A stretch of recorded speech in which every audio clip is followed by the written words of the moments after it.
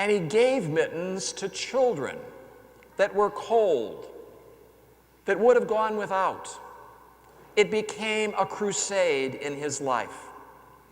And then one Christmas Eve, very late, church was over. He was taking a walk around the church grounds. And over on a pile of snow, he saw a pair of mittens. And he went over and pulled them out of the snow and thought he'd take them to the lost and found, but the church doors had already been locked. So he'd bring them back the next morning. As he continued his walk, he came to the nativity scene. And he described it as one of those that we've all seen, where the statues are made out of plastic and they have lights inside. And there was the baby Jesus in the manger in the straw, with his little hands outstretched on that dark, cold December night. And Jim said he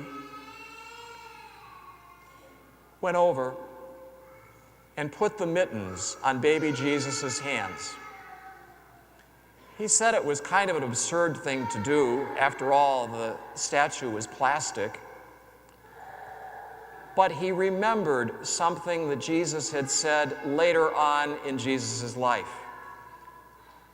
When Jesus had said, "Remember, whatever you do for the least of my brothers and sisters, you do for me."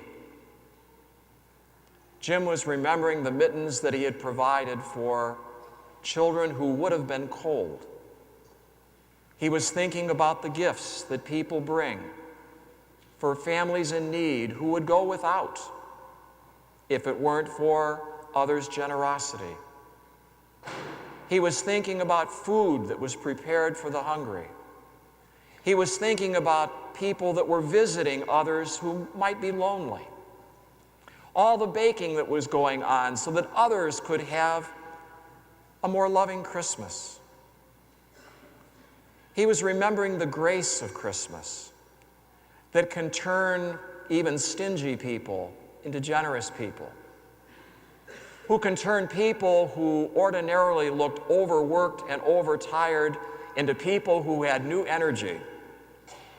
That grace of Christmas that can help people who may feel unloved to see the love that really is around them. He put his mittens, the mittens he found, on the hands of that baby Jesus in the manger. He did that with gratitude.